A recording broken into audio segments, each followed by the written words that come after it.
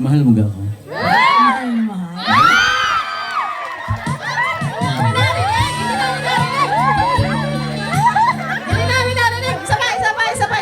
Narinig ko rin.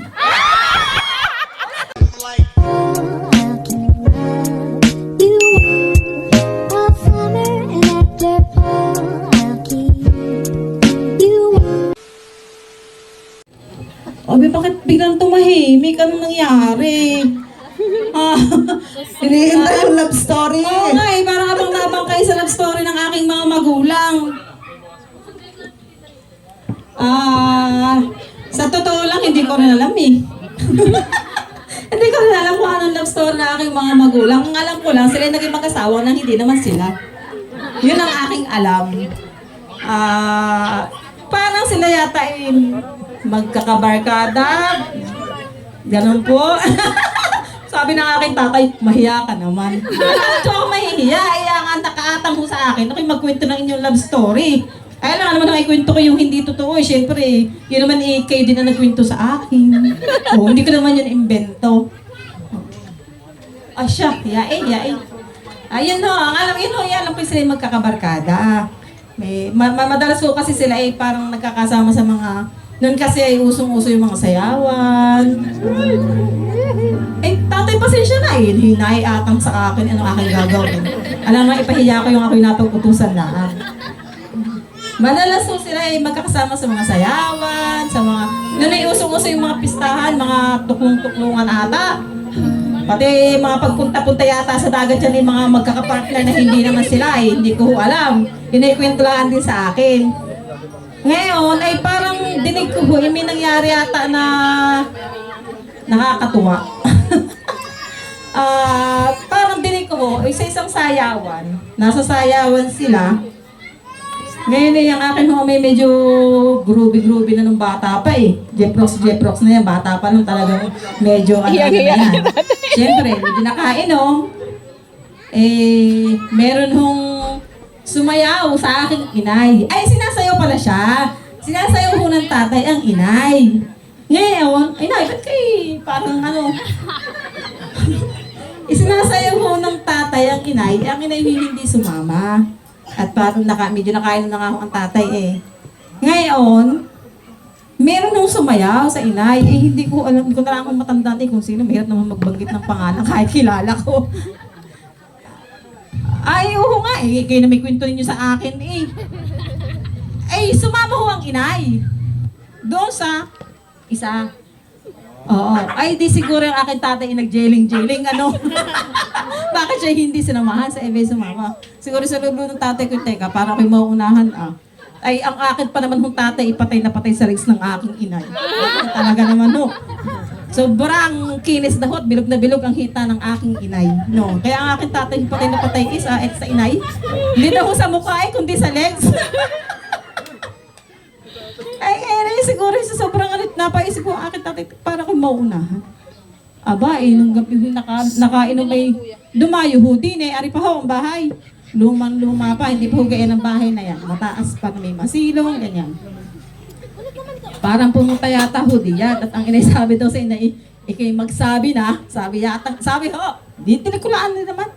Ikaw ay magsabi na. Ay, sagot ho na inay, bakit ako magsasabi? At kayo mag-aaral.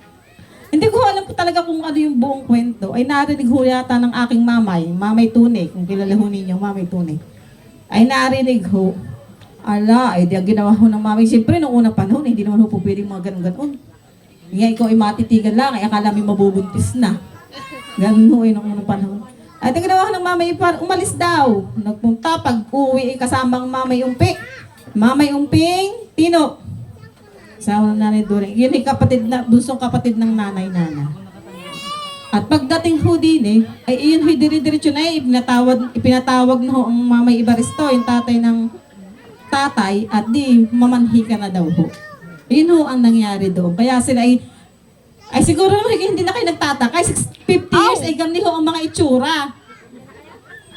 Kaya nakakita nang umabot ng 50 years anniversary, nagani ho ang mga itsura. Parang ako'y mas matanda pa kahit ako yun yung itabi. Para mas matanda pa ako Ay dahil ho, ang aking mga magulang ay maagang lumandi. Ang akin hong ina ay 15, ang tatay ho ay 17. Nung mag-asawa. Kaya ho, pero kami masaya-masaya talaga naman. Palakpakan tayong lahat. Sabi nga namin eh, bihirang-bihira talaga yung maabot ng 50 years na magkasama buo, ganyan.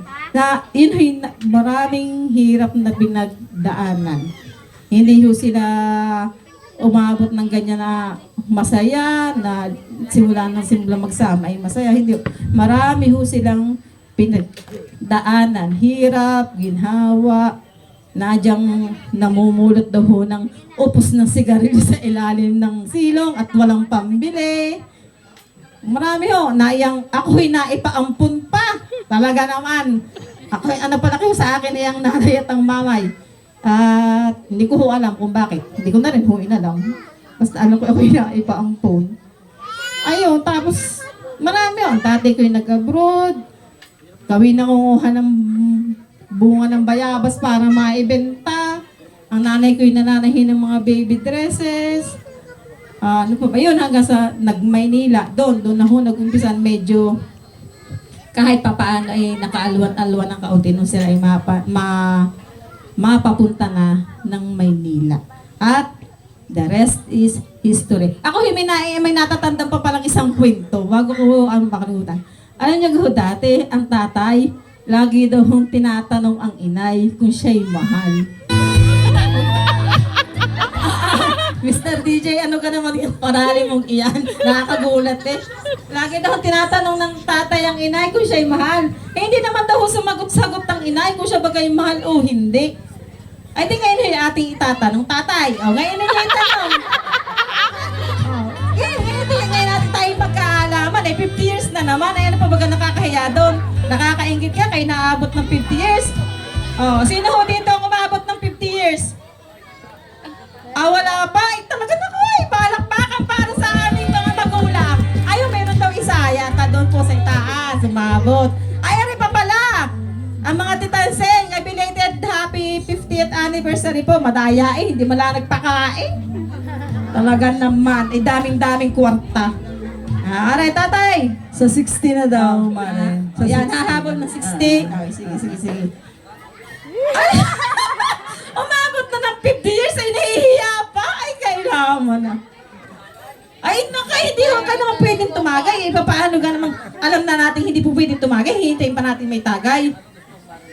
Di kayo dati, lagi ninyong itinatanong sa inay kung mahal na kayo ng inay. Sabi niyo hindi kayo sinasagot. Di kayo, yun yung ngayong tanongin.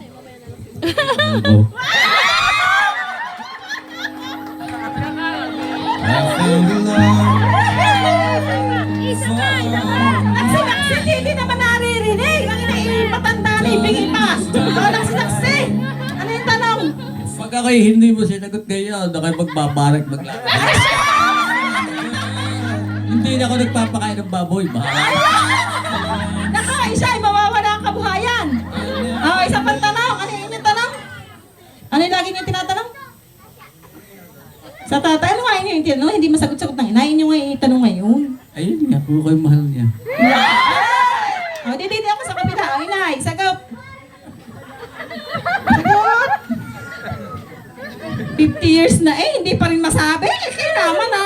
Kami nga'y apat nagkasawa at nagkaapon at may apon na kayo sa tuhod. Hindi niya pa rin masabi. Sagot.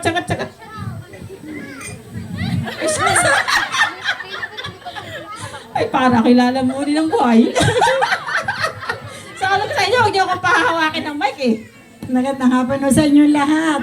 Sasagutin ko rin pinakamakulit sa anak ko. Pero pinakamabait ay makulit. Salamat naman. Ano Salamat. ba tanong mo sa akin? Ano ating bibigyan ng tingin isang mic? Bibigyan natin ng tingin isang mic ha? Tanong! Baka masundan ka, tita. Ay, hindi may kailangan pang ito.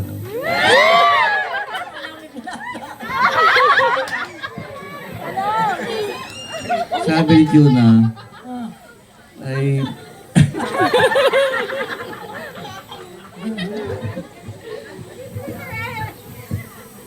Ang mga tao huy gutom na, siya. Ay, hindi sila makakain hanggat hindi naririnig yung sagot.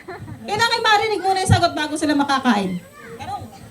Mahal mo ga ako? Mahal na mahal.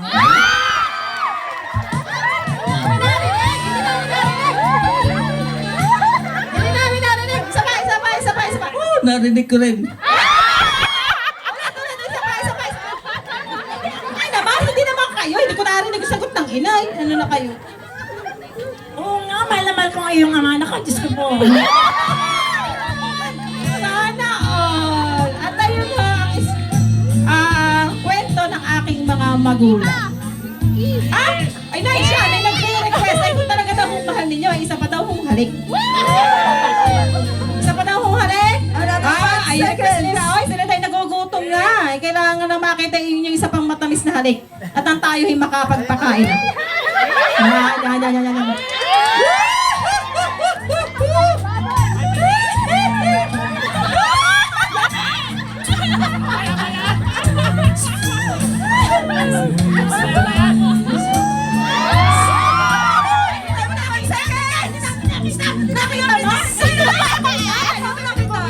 Yan.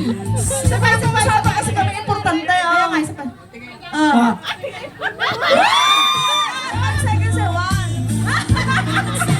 Okay, so Maraming pong salamat sa inyong lahat. yan Pasensya daw na sa yung kakulitan. 50 years na hindi narinig ng Kuya Danny ang I love you ng Ate Betty.